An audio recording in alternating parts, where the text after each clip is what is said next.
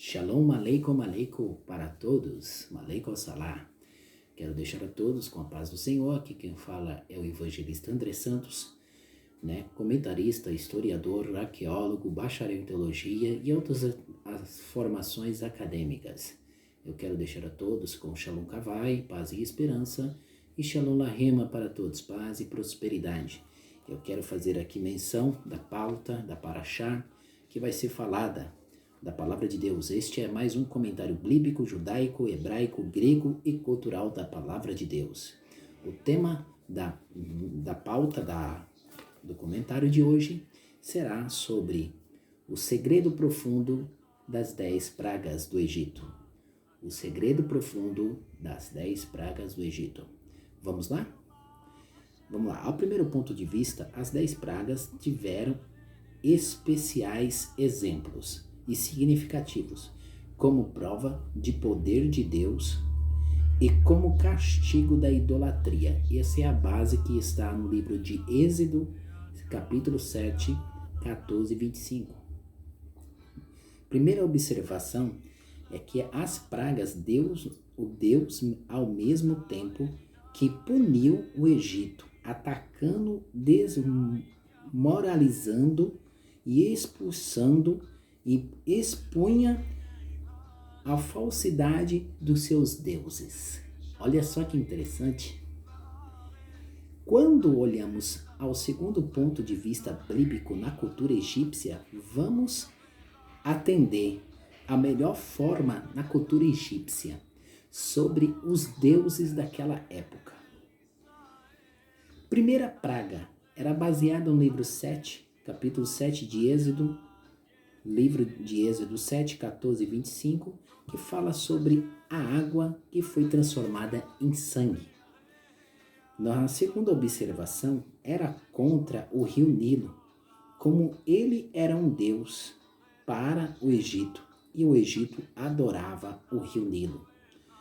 Os egípcios acreditavam que o rio Nilo era protegido por vários deuses, deusas.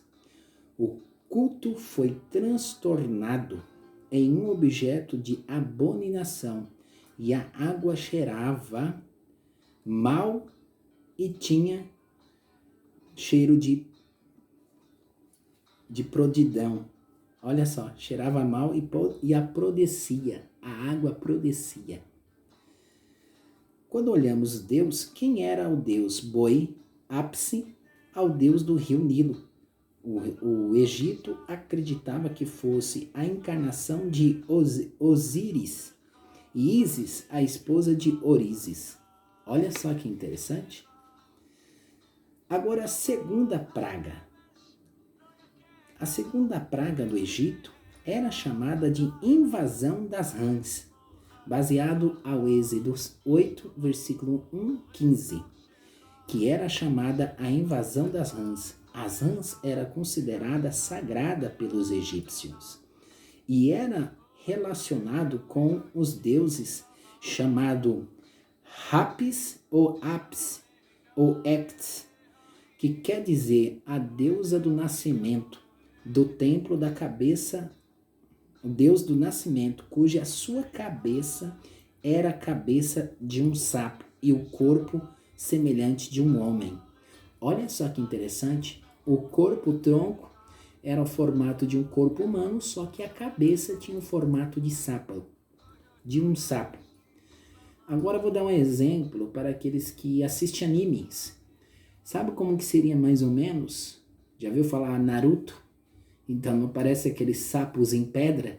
Seria daquele jeito, só com o corpo humano. Olha só que interessante. Vamos para a terceira praga? Vamos analisar a terceira praga? A terceira praga era chamada de infestação de piolho, baseado ao livro de Êxodo 8, 16 e 19. Os piolhos eram julgados como coisas desonrosas, viu ao ponto de considerar uma profanação na entrada do templo.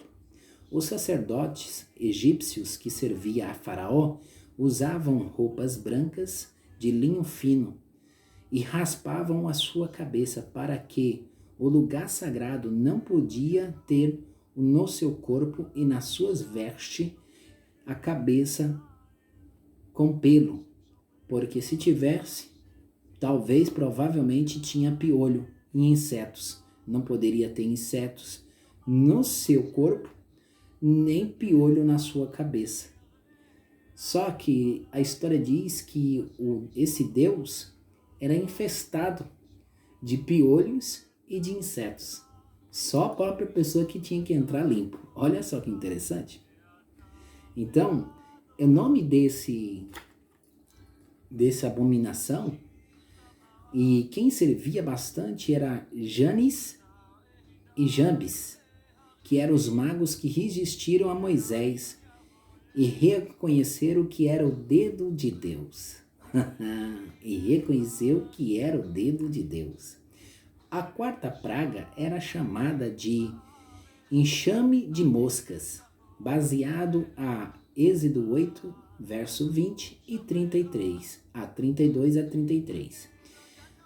As moscas enchiam o Egito, causava um verdadeiro transtorno, flanejando, e milagres servia de poder contra a sagrada escaravelhos que eles adoravam. Olha só, então o Egito adorava os escaravelhos do Egito e as moscas. Agora, a quinta praga do Egito era chamada de peste dos animais, né?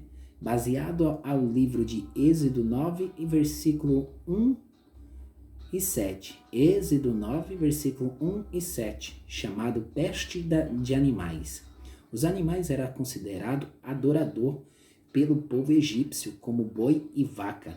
O boi era Apis, o deus da fertilidade, como o deus Oris.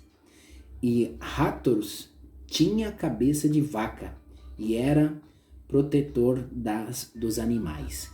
Então veja aí, tinha um Deus esculpido com corpo de homem e cabeça de vaca. Olha só que interessante, cabeça de vaca. Agora, quando nós observamos a sexta praga do Egito, era chamada de úlcera. Era a cinza que o sacerdote espalhava com um sinal de bênção de purificação para entrar no santuário.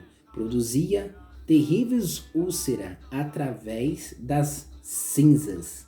Olha só, Deus fez que estas cinzas e as cinzas se transformassem em úlceras no corpo do povo egípcio, que achava que era purificação e que era uma bênção colocar as cinzas. Agora, a sétima praga era chamada praga da saraiva, né? No Egito era um país agricultor, vivia de alto nível de agricultura na terra. Se uma colheita falhasse, culpava o povo hebreu, o povo de Israel, e a chuva de pedra caía e queimava a alvorada. Olha só que interessante. Olha só que coisa linda e interessante.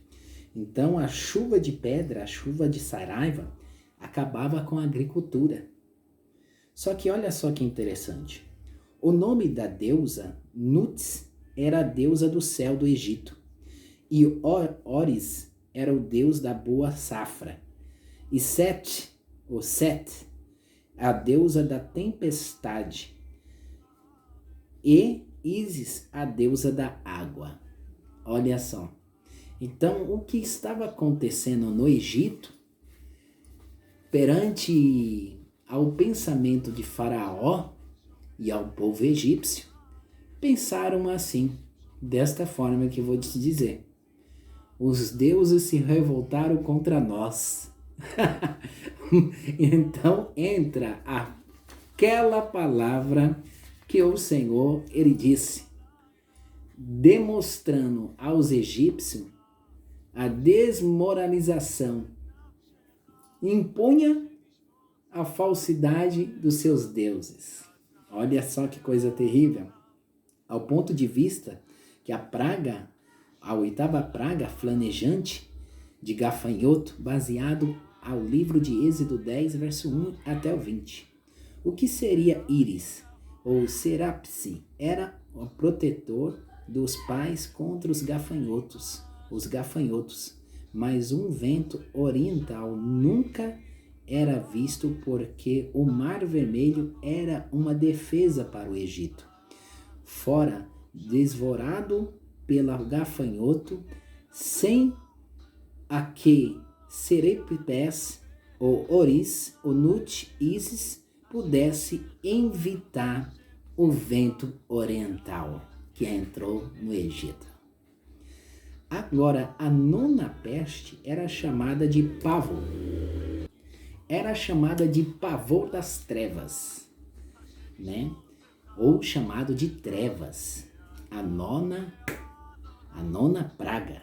O Egito temia as trevas, por isso tinha o Deus que protegia da escuridade ou da escuridão.